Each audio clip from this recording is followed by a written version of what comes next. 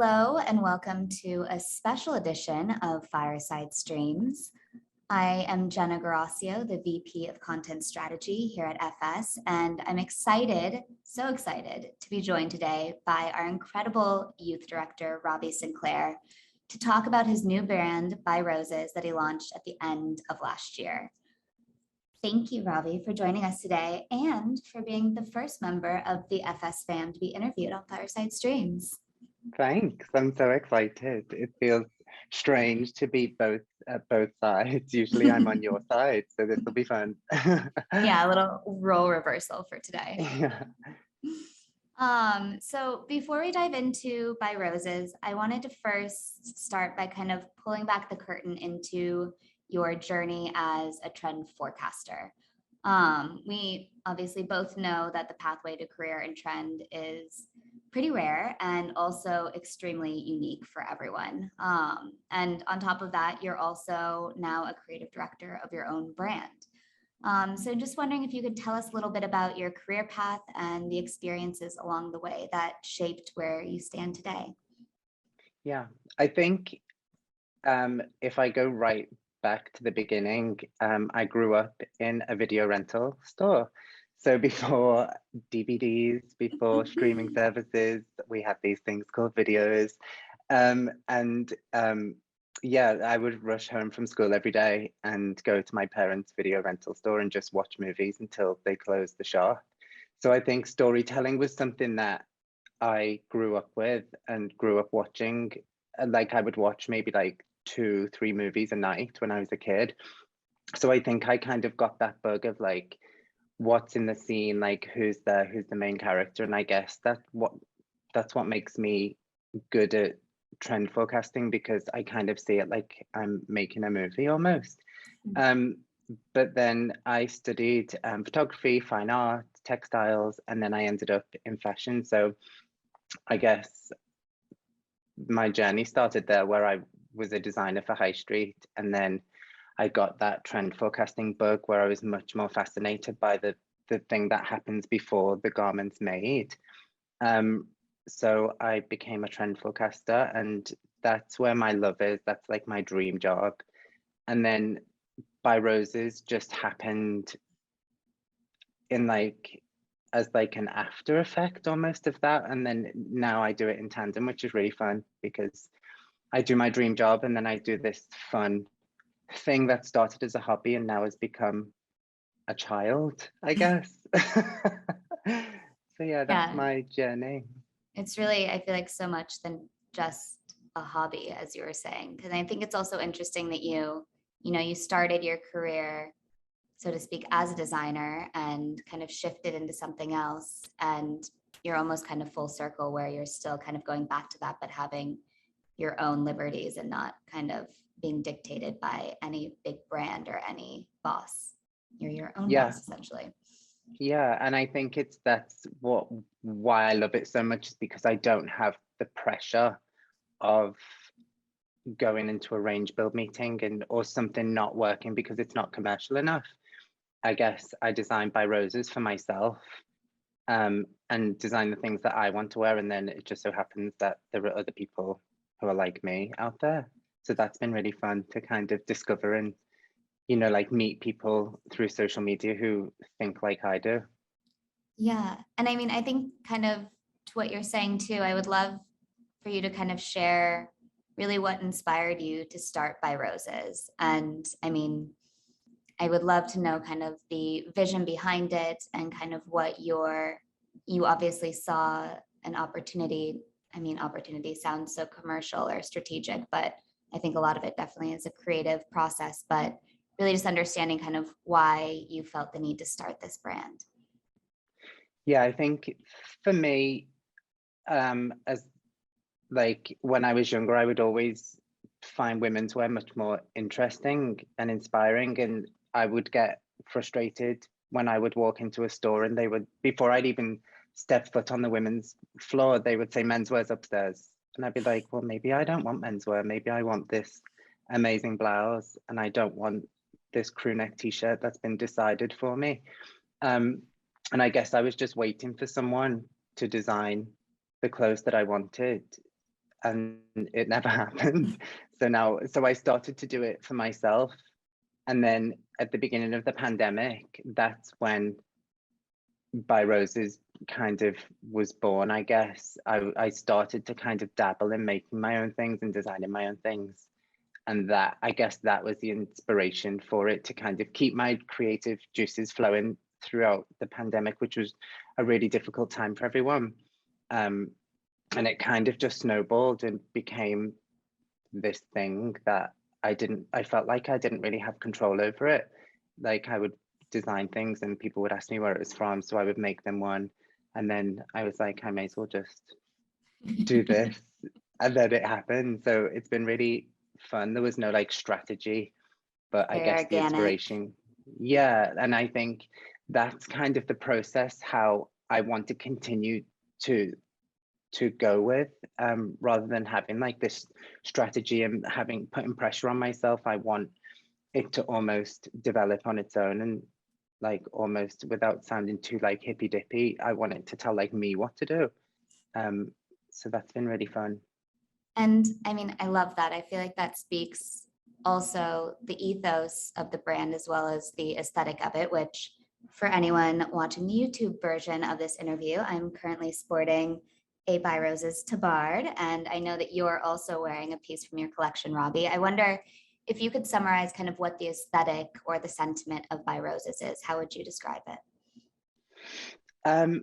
I think it's almost like a really romantic, emotional brand. And I think particularly men are kind of, as we grow up, we're kind of, the only acceptable emotion you're allowed to show is anger. And we're not, like, men aren't taught vulnerability or how to be emotional or how to deal with things in a softer way. So I guess at the heart of it, it's all about like vulnerability and kindness and softness, because the world is a really prickly place. And I think men need to learn how to soften the edges a bit. But then it's not just a menswear brand. It's for women, it's for non-binary. It doesn't really have this gender, but from my perspective as a man, that's how I view it. But you're wearing it, you might view it in a different way. And I think it's open to interpretation, but I guess I just want it to be this soft, vulnerable, beautiful, romantic space where we can all kind of live and have a nice time. I mean, I consider it wearable art in the details and consideration for every piece. I mean, for anyone watching, even the beautiful, subtle mini ruffles on your shirt is so beautiful. I mean, the fabrication is so gorgeous. And I mean, we've talked about this before, but a lot of your designs really incorporate bespoke elements that really make each piece so incredibly special. But I can only assume that it also comes with great complexity on the development front. And I'm wondering, can you just explain a little bit about your design process and kind of where an inspiration for a piece starts? Does it start with a detail? Do you have the full end piece kind of conceptualized? And I mean, all of the details of how you source materials and who develops the piece, like what is kind of the process for you? Yeah, like I think I tackle it in a similar way to how I do like trend stories at Fashion Snips. I try and imagine like a physical space. So it could be a place that I visited, or it could be an imaginary place, or it could be different parts of places that I visited, and I've created this mini world. I almost like see it as a movie, like I mentioned before. But I think I don't just think about the clothes and what that is. Like, I think about, what does it smell like there? Is there a scent that it reminds me of? Is there a specific flower that I like the smell of and that has an influence? Like maybe the floral that I'm looking at or the flower that I'm looking at inspires like an embroidery. Or is it like, for every collection that I do, I create like a playlist, which helps me get into the headspace of where I'm supposed to be for that trend. But then, like you just mentioned about the fabric and the ruffles, like each item is given a name from an important person in history. Like yours is called the Regent Tabard, what you're wearing, and it's named after Prince Regent, who was really good friends with this famous dandy called Beau Brummel. So each kind of piece has like its own narrative and is almost like a standalone character. So yeah, it might be like an artist or a poet, or it might be named after a place. And then sometimes I find like a vintage fabric, because not all of the fabrics are new, some of them are vintage.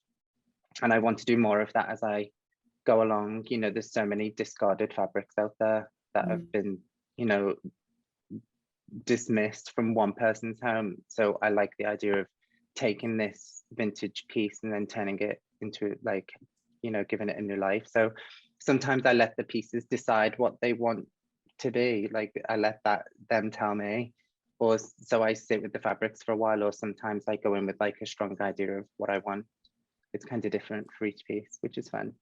I love that. I mean, it really speaks to the unique journey of each item itself, from, you know, the material and how it kind of shifts us, which I think also kind of speaks to, you know, as humans, how each piece and each chapter of our lives is dictated by different things and how we evolve and grow. I think it's a beautiful reflection. I think what's also interesting to me about your pieces, you know, you talk about the story or the journey of the item. But I think what's been so beautiful too of seeing the photography and the way that you've styled your pieces is also the stories that I think the pieces inspire.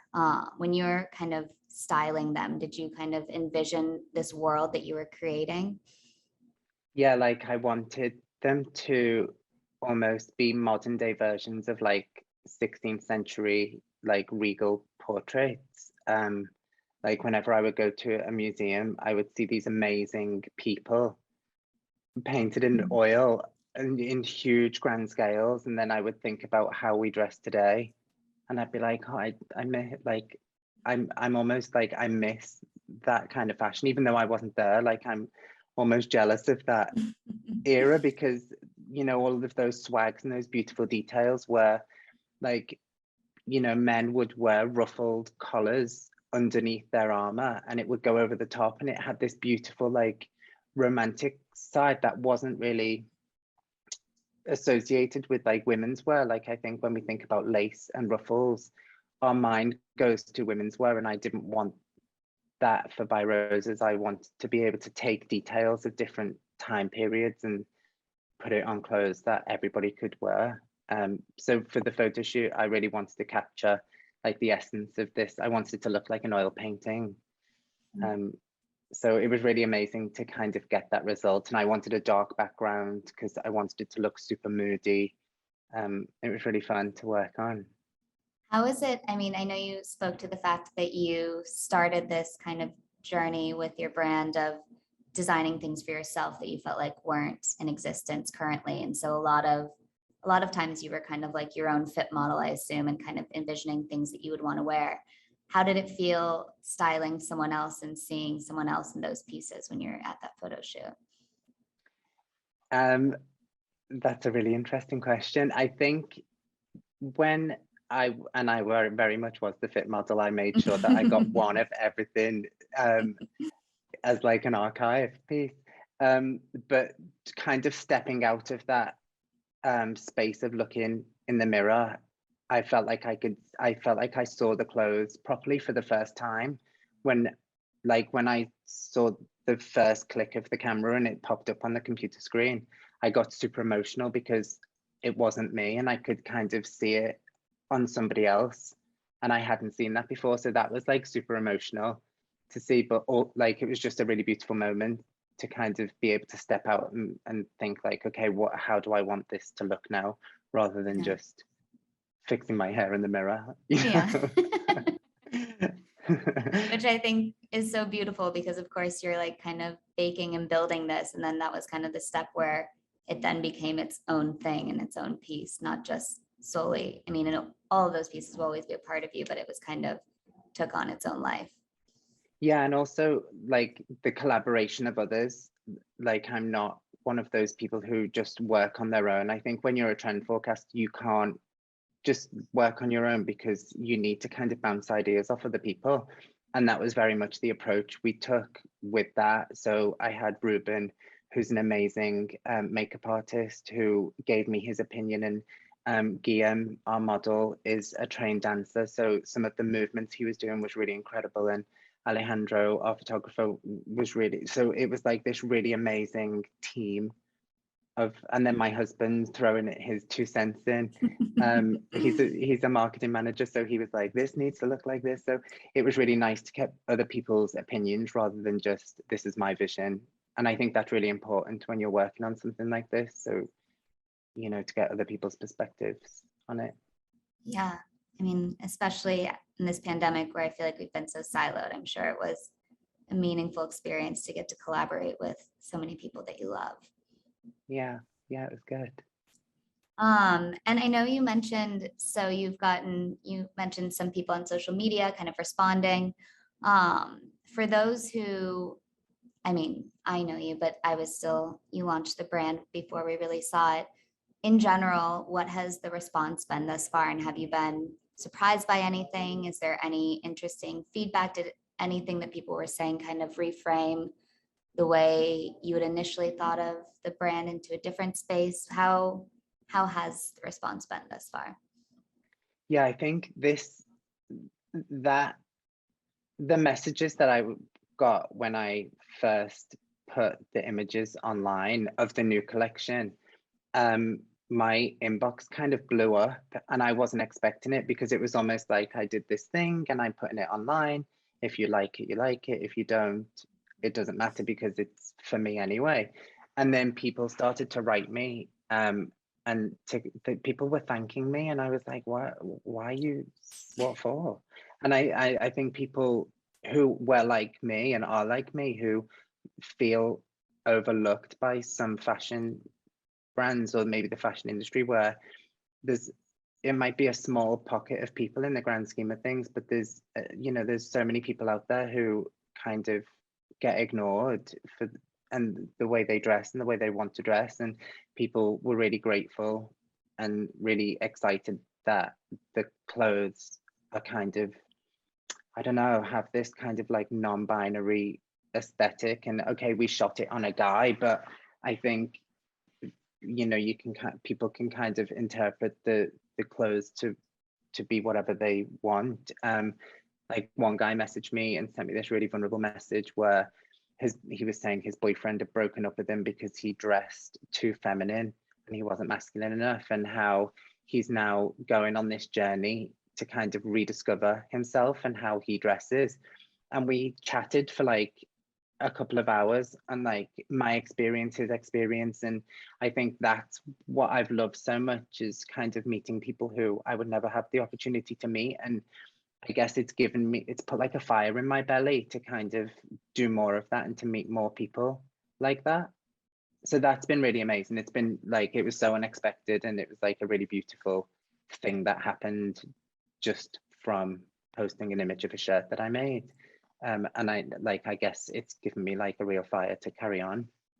Which essentially I think speaks to the fact that it is so much more than a shirt. And, the idea behind the brand and kind of you wanting something that didn't exist in the marketplace isn't you just saying, okay, I want specific product or consumption or something along those lines. It's what those items really symbolize and what they mean for you as the creator, as well as the wearer and the person who gets to kind of take them and make them their own.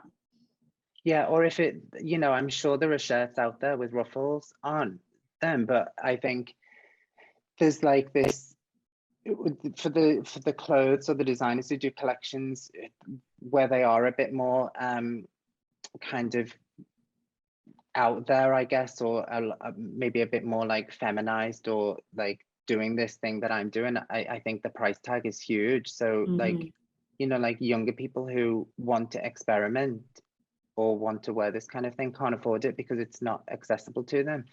So it was important for me to kind of look at my pricing and kind of keep that in mind and keep that person in mind and try and make it as accessible as possible. Yeah, that's interesting. I'm curious about the pricing strategy. So I'm sure it was kind of it wasn't the instigator, as you said, you weren't looking to like build this brand and make all this money. It was more of kind of the statement also that you wanted to make. Did you find it challenging trying to come to a price point? Because obviously, as you said, you want to make it accessible, but at the same time, there's also something to be said for wearing a piece of art with all these unique details where you want to also validate the price for the item itself. Did you find that process challenging at all? Yeah, and I think it's a very British thing to hate talking about money.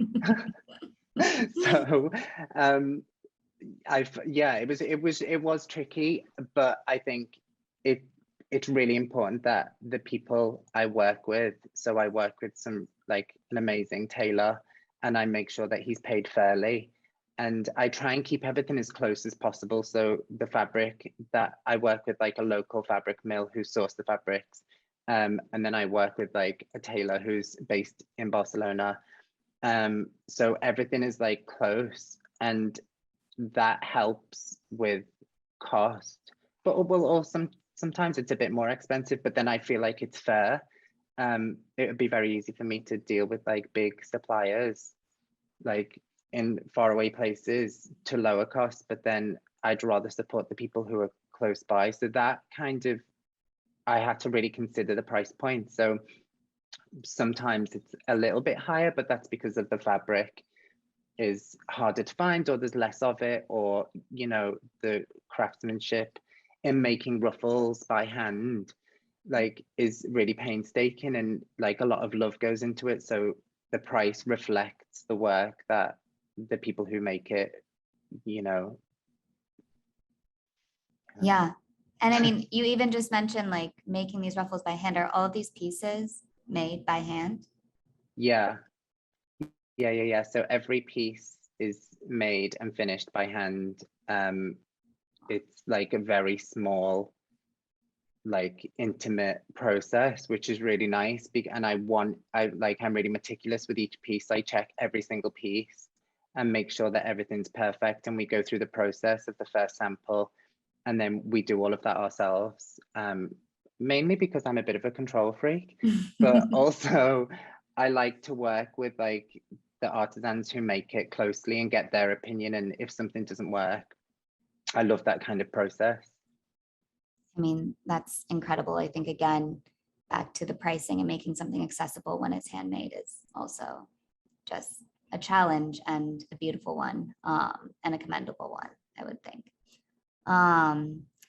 So in terms of kind of this process, you've been a designer before, you're familiar with this kind of role, or at least the process, but this is your first time building your own brand. What have been some of the challenges or learnings that you've gone through in this process? I think the biggest challenge was getting out of my own way.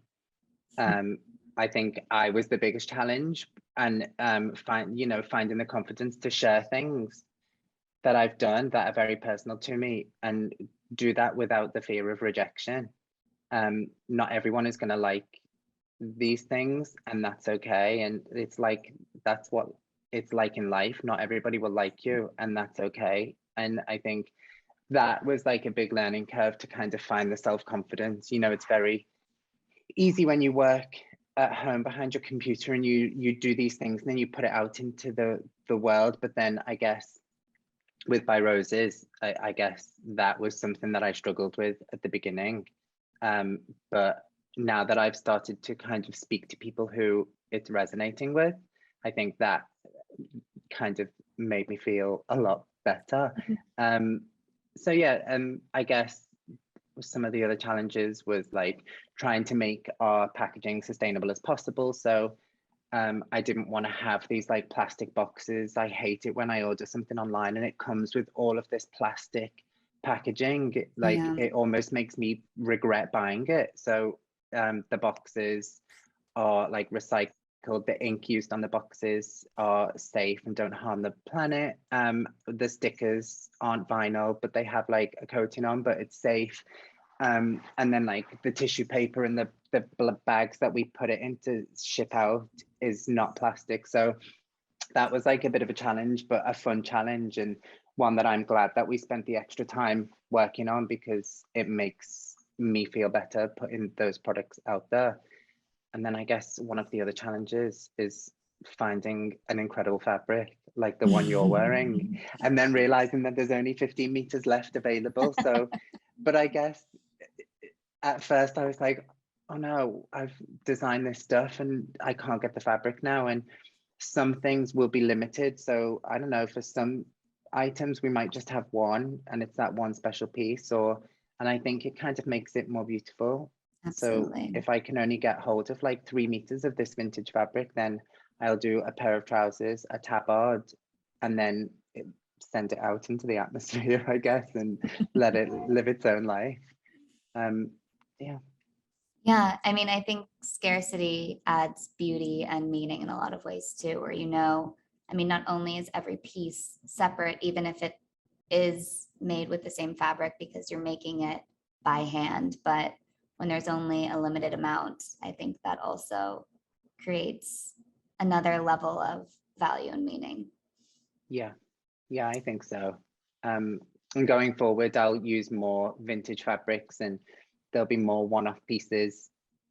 And I think it gives me like a bit of freedom to, not be restricted by how much quantity I need or whatever. I think it kind of loosens it up a bit.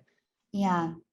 I think I was going to ask this a little bit later, but I'm curious, like in terms of the future of Byroses, how do you see the development and growth of the brand? And I mean, are you thinking about developing new assortments by a season? Are you thinking about, I mean, you just mentioned some like one-off pieces. Is there going to be like a set collection? Kind of, how are you thinking? What is your vision?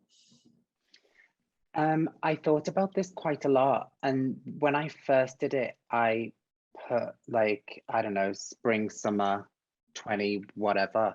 And then as I was thinking about what that kind of seasonality means, if I'm talking about these clothes should be for life and you should cherish them forever. Like I've got clothes that I bought when I was a teenager and they're literally falling off my back, but for me it's like a journey, and like this it's not just a shirt, it's like it's had this life. And I hate the idea of just wearing something a few times and, oh, okay, it's last season, so it needs to go. I think we should, when we invest in a piece, we should cherish it. So maybe at some point I won't do seasons and maybe I do something where it's like a story. So this collection was called The Dancer, the Poet, and the Prince. And it's, it's a winter collection, but a lot of the pieces work for summer as well. And that's really important because, the world's round, and why do we have to have shorts in summer and coats in winter what about Australia? Like, where it's the opposite way around. So I think in terms of seasonality, I'll probably phase that out and just focus on like stories. So it's like the next collection that I'm working on, I think will be called The Little Dreamer. And it's like a summer collection. So we might have shorts or something in there or vests, but we'll still have all of these things that I've been working on for winter.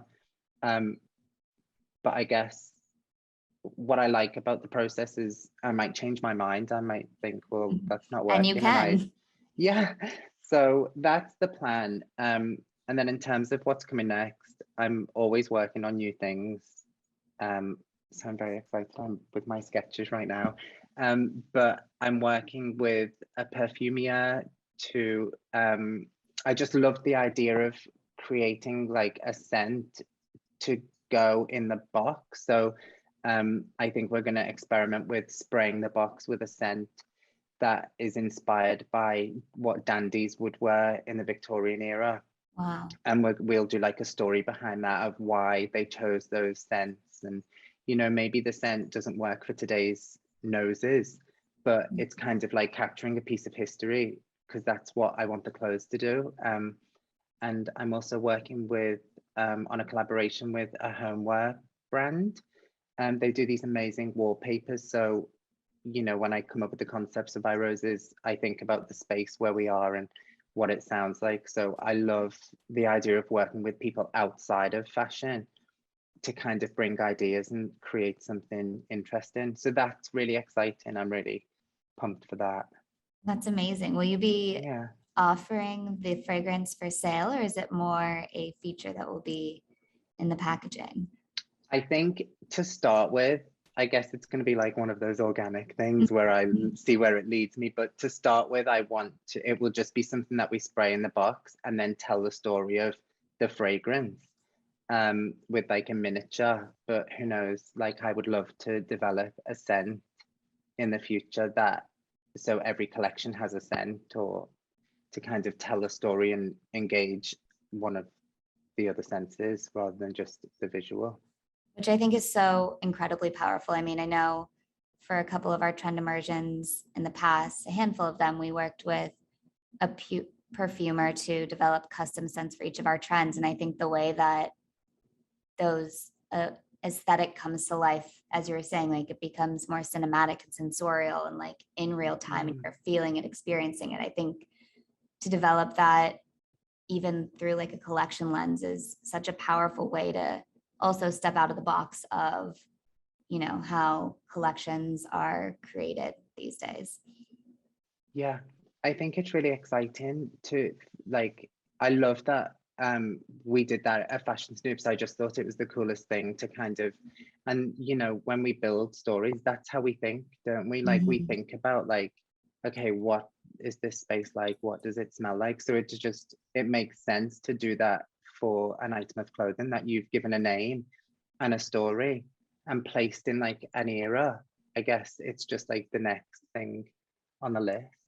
Yeah. And I think, I mean, it's interesting. Obviously, as a trend forecaster, we each have our own kind of processes, even though we follow a similar methodology. And I think from the way your mind thinks and the stories you identify and build in these worlds, there really is a narrative around them. And it's very clear in the beautiful trend stories that you put out. And I think also just kind of going back to that, you know, I think in general, probably the average trend forecaster is usually a multi-hyphenate in some way or another. I know many of our editors on our team are also photographers, artists, or makers of some kind.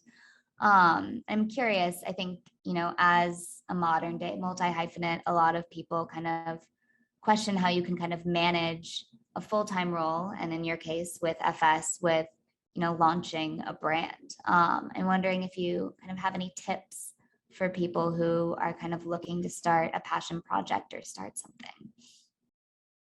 I guess I would say you just have to be super organized and just know what's coming, like you know, like planning time really well, because your day job takes priority. And I guess for me, outside of Fashion Snoops, I was going to like pottery classes, or I was hosting life drawing classes, and that was like my way to stay creative. And especially in the pandemic, like I felt like you know, it was like that time of reflection, like a forced pause where we were like, okay, what are we doing for ourselves that makes us feel better or makes us heal from this, whatever it is. And I guess like Byroses for me almost replaced my therapy sessions. Like I stopped doing my pottery classes and my drawing classes and stopped my therapy sessions, and because I felt like when I was designing this stuff, like it was really kind of healing for me, and I could just sit and sketch and make up stories, and it kind of calmed me down. And then it became a brand. But I guess my advice would just be don't expect too much. I think you have to love whatever it is you're doing, because like when I was a kid, my mom always said when something stops becoming fun, then that's the time to stop doing it. And I think it's really important to just love whatever you do, because life's so short. Like, you know, when we get to the end of our life, do we want to look back and think, I worked really hard, or do we want to say like, wow, that was a blast. I got all of these experiences and, you know, lived all of these different mini lives within my one life.